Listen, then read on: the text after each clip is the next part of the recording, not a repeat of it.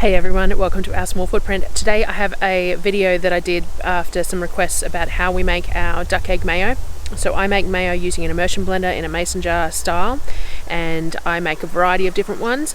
I also have had a couple of fails this week or the last couple of weeks. So what I've done is I've compiled a few different times that I've made mayo and when I failed, and then when I've fixed that broken or failed or split or whatever you want to call it mayo. So I put them all together for you. I will put some timestamps or some chapters or something in the bottom so that you can skip through what you don't want to see. There is, and I've left everything in real time so that you can actually see the process of the immersion blender going through. I thought about speeding it up, but then that sort of defeats the purpose of showing you how it's made or what we need to do to get it to work correctly. So I've got a voiceover over the whole lot to give you some tips and tricks and tell you what we put in ours. I'll put a basic recipe in the comments as well, and hopefully this answers some questions and helps anyone out who makes their own mayo, or maybe inspires you to start making your own mayo, because when we went on the Whole30 was when we started making mayo constantly, and we were not buying anything that had any added sugars. So we stopped buying any store-bought mayos and make our own only now, which makes sense because we have chickens and ducks. And so now we do homemade only, and the kids adore it, and it's just a great way to remove something else from the grocery list that you have to purchase that's in its own containers. But that's one of our big things, is trying to remove the quantity of items that we buy. So I still buy the same large amounts, but I try and limit what I'm buying. So instead of buying store-bought mayo, I now buy olive oil and a couple of things that we make mayo, because they are usable for a diverse range of things. So that's how we sort of have reduced our grocery bill and reduced the quantity of things that we buy and the amount of rubbish that we have as well, because we don't have any rubbish pickup out here. We have to take it all in a trailer. So hope you enjoy. Any feedback in the comments, as per usual, would be much appreciated, and I will see you again probably tomorrow. Actually, I have another food prep video footage stuff ready to go. I just haven't got it all edited up yet. So I will see you again tomorrow, next day, and I hope you have a great weekend. Thanks for watching.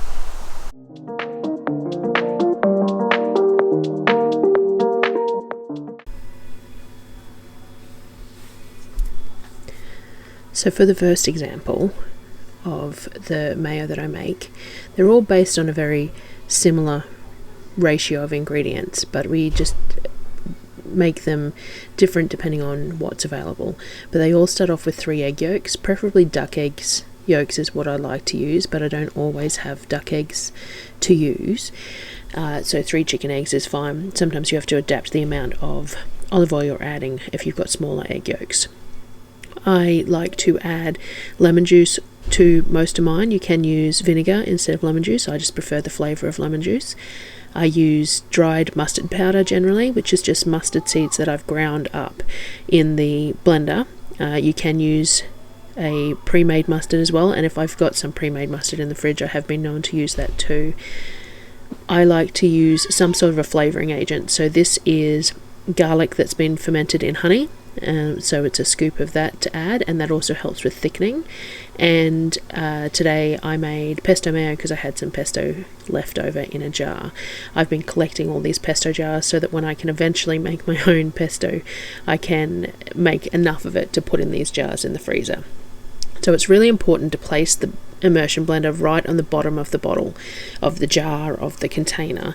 You want to cover those egg yolks with the fins of the blender, because what you want to do is you want to emulsify those egg yolks with a small amount of olive oil to start with. So initially you don't move the blender, it stays nice and stationary over those egg yolks, and then as that thickens up and you can hear a change in the sound of the blender, then you need to add a bit more olive oil. So it's the same premise as mayo that you make in a food processor or whatever. You're drizzling over the olive oil. In this manner, you're lifting the edge of the blender slightly to allow us a bit more olive oil to get in underneath those fins and emulsify further. And then once it's all emulsified in, it won't break again. So long as you do the process correctly, then that's what happens, which is what we're going over here. Here is a second version that to show you the same method. So again, it's much the same ingredients.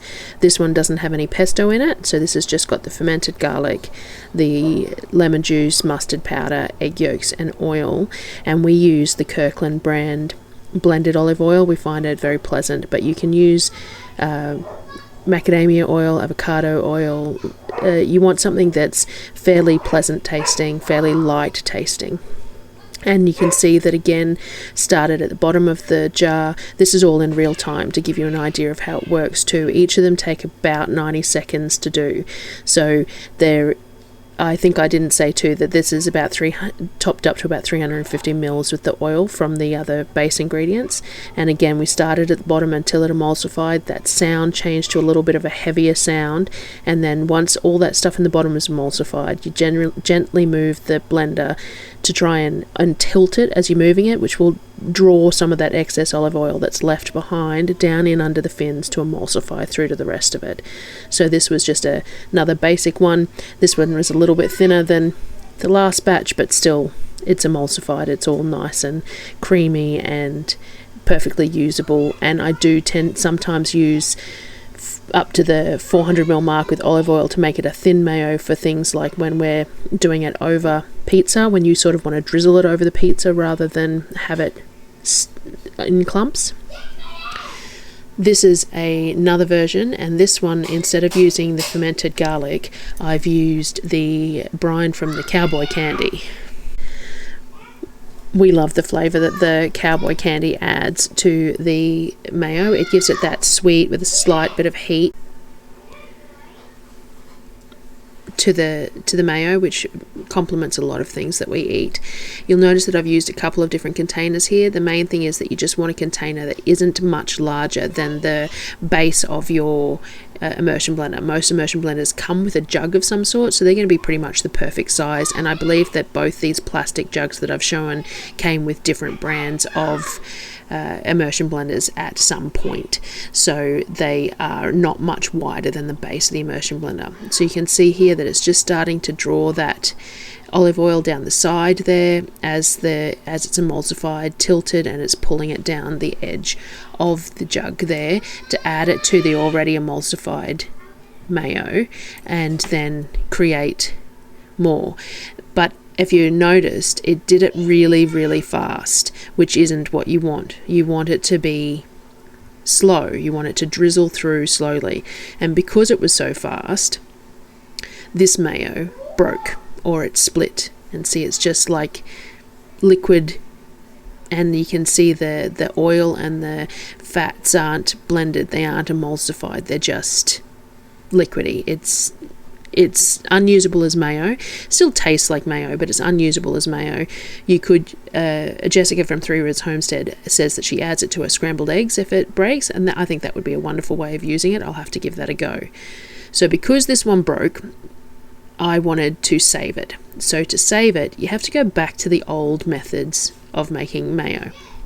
So I've got 3 egg yolks in the bottom of a jar, and the jar is again around about just slightly larger than the bottom of the immersion blender, and I start emulsifying those 3 egg yolks before I even add any liquid.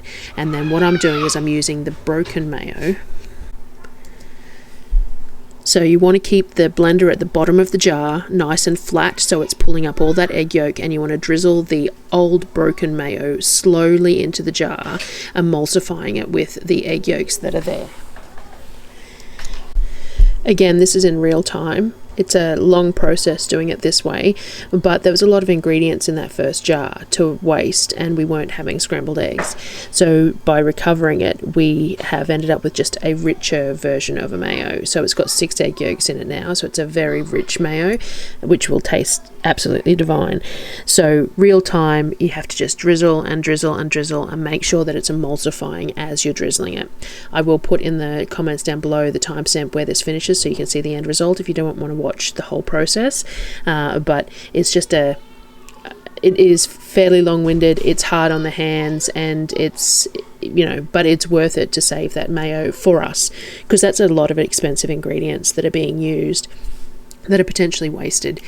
I will try it with the making it with the scrambled eggs another time, but I had already fried eggs. We were using fried eggs and bacon on these buns that you can see behind here when we were making the lunch, so it was already sort of in the process of being done.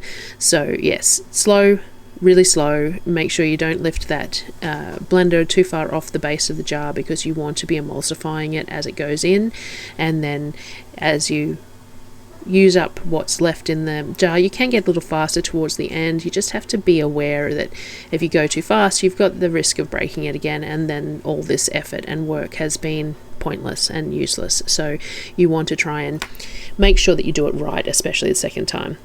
So mayo can fail for a variety of reasons. This one here, as you saw, I think that it sucked that giant bunch of olive oil down the side of the jug in before it was emulsified, so it was just too quick. So adding the olive oil too quickly to the egg yolks will cause it to split.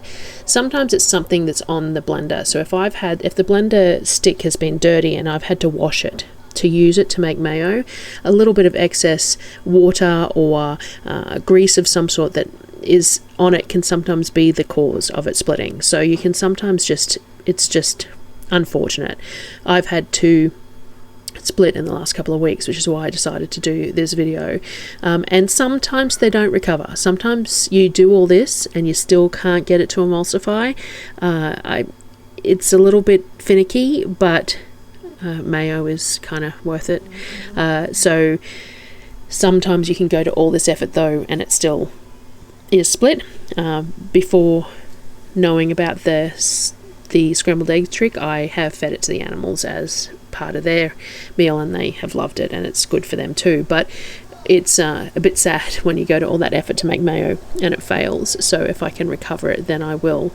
And the resulting mayo is realistically even tastier than the first batch would have been with those extra egg yolks and stuff in there. So the recovery on this one was perfect. It came out really lovely and thick and glossy and creamy. So we had that on our burgers for lunch and whatever else we eat. Now we make a lot of mayo. We go through probably one of these 350-400 gram jars every second day easily. The kids love it on everything. We don't buy any mayo anymore, but we don't buy many sauces or anything either. So it's our main thing that we put on breads or wraps or anything like that, and it's very heavily used in our household. So I hope that has helped some people in their mayo making, or tempted them to try and make their own mayo instead of buying it, and I will see you again next time. Thanks for watching.